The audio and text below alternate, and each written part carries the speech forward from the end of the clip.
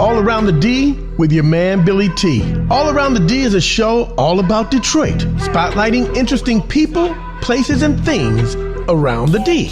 So join us as we continue to explore Detroit and present our city in a positive light. DJ Now, that's my dad. Welcome back to All Around the D with Billy T. We're with my good friend Gerald Mcbride, and we're standing in front of the backdrop for a show called Contempo that I had a chance to host while working here at WGPR. But Gerald, you were the original host of this show and helped get it started. That's right. Working with Joe Spencer, of course, my background was always radio. And when my radio stint ended at WGPR, this opportunity to produce Contempo was dropped in my lap. I didn't know anything about TV, I'll just tell you right there. But I mean, I think that's one of the great things about WGPR, that it gave so many people like myself an opportunity to learn something like this. I mean, from lighting to producing to writing, building the set, programming the show.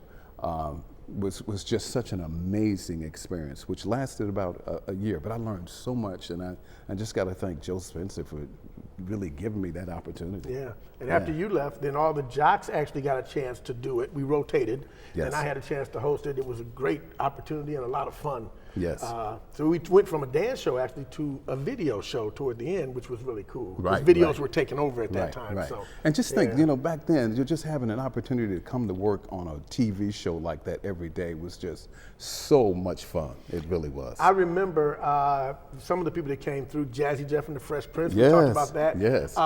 Eddie Kendricks and David Ruffin. Oh, yes. Seeing you guys back here together, that was awesome. Yeah, and then just all the new talent that we were able to give exposure to. Matter of fact, Tim Allen, I'll never forget Tim Allen actually doing a comedy set on Contempo. Wow, yes. Tim Allen. Yeah, that's right. Oh man, that's awesome. And just so many more. I can't think of. I mean, it was always so many stars coming in and out of WGPR back then. Yeah. Wow, that's awesome. Now, aside from your radio career, now you are making movies, or you have made a movie. I have made a movie and plan to make some more. But okay. Tell us about the movie that you're working on. Well, this movie is the story of a black hockey player, and it was inspired by an opportunity for me to go to a hockey game, which I had never been to a hockey game. Mm-hmm. A client of mine from Connecticut, his son was playing for UMass. And he came into town and he said, can you take me to a hockey game? He's a Jewish guy. And we go to U of M. Mm-hmm. It's sold out, 10,000 people. Mm-hmm. I'm the only black guy in the entire audience arena. Stop I had never been to a hockey game like this. Mm-hmm. And I was just really amazed by the game. But the fact that there were no black people, of course, there were no black players, but I'm the only black person in a 10,000 seat arena.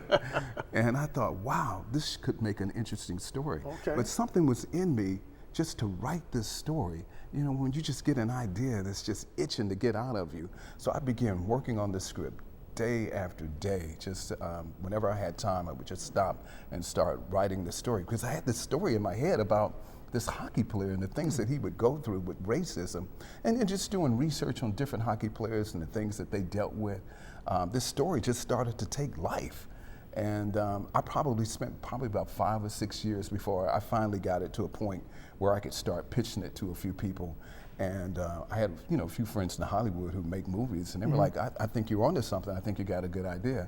And they would read the script and they would say, well, but you got to work on this, you got to work on that. Okay. And I just continued to work on this movie day after day, month after month, year after year. And this would go on for 15 years, me working on this script. This is a labor of love. Oh, absolutely. But it was just something that was just in me to tell this story. Mm-hmm. But the story, just to tell you briefly, it's about a young black player who plays hockey and he deals with racism.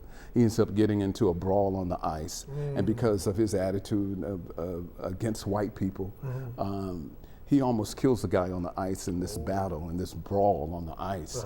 And he ends up going to jail for attempted murder. Ooh. He gets out of jail and they send him to a community center, and he teaches young black kids how to play the game. Okay. And they learn how to play it with rhythm.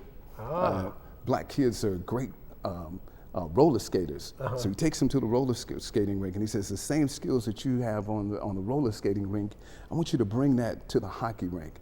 And they do that, and they become a great team and end up winning with this natural born rhythm that they have. And the movie is called The Rhythm. The Rhythm. The Rhythm. There it is. Yes. All right, when can we look for The Rhythm to hit theaters? Hopefully The Rhythm will be out by March or April. Okay, yes. Early next year. Yes, so it's all done, it's already shot. And another quick story about that is that, you know, I had kept trying to give this movie to somebody to do. And at the beginning of 2022, I was just inspired to do it myself. I got a loan, a small business loan. I put together a crew. I did all the casting. I did wardrobe. I did catering. I did it all. But I was determined to get this movie done. So I ended up writing, directing it, and producing it myself. All right. Yes. Well, let's take a quick look at The Rhythm. The Rhythm. From Gerald McBride. Where'd you learn to skate like that? Father taught me. Good job, son. Any interest in playing with us? Me playing with a bunch of white guys? My father was murdered right in front of me. Got you in here in the first place. I got into a fight on the ice. I didn't even think black people played hockey. It's not a life sentence. Just trust God. Just have faith. We spoke with an attorney, and we think we figured a way to get you out of here. Hey, I'm looking for Olivia. I'm Olivia. You must be Robert. I've always believed that people deserve second chances. I think that you should start wearing this again. For what, Grandma? For good luck? You're gonna make the perfect coach. Coach? Coach who? You know black people don't play hockey. It's too cold in here. Then they told me you was coming out here to coach them.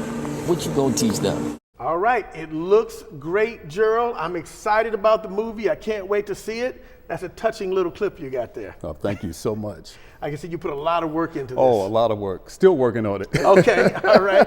And it was just a great learning experience in doing a movie, and I look forward to doing it again. And you have plans on doing more movies? Oh, absolutely. Okay, absolutely. So we got a couple more in the works. Yes. And of course, you're going to keep doing the old school house party. Oh, absolutely. We can't do without as that. long as the people keep calling. As long as Ruby keeps calling. Yeah, Ruby. Oh, you know about Ruby? I know Ruby. Yeah, that's my favorite part of the show. Ruby is a drunk lady who gives good, wise advice. Somehow. But she's hilarious, man. The whole crew is great.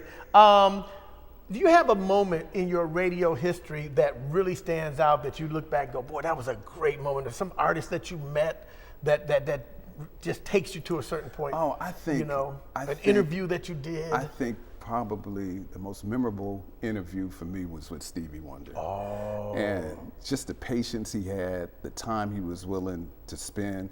You know, when you interview Stevie, he's got long answers. He takes a long time. Kind of like you. So, yeah. That's where you got it from. But no, I think that's probably, just off the top of my head, probably one of the most memorable.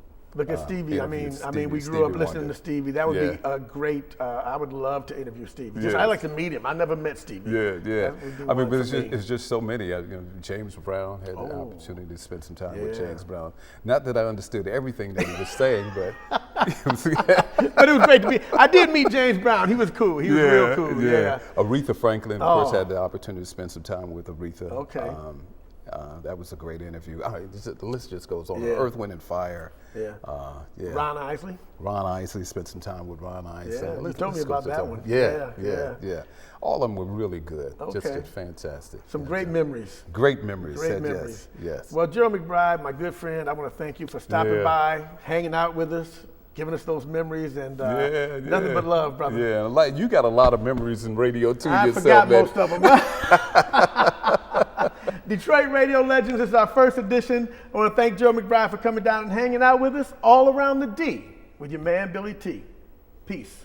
Around the D with Billy T is sponsored by the WGPR Museum, honoring WGPR TV 62, the first black-owned television station in the nation. The WGPR Museum is located at 3146 East Jefferson and is open Saturdays from 11 to 4 p.m. Thank you for your continued support.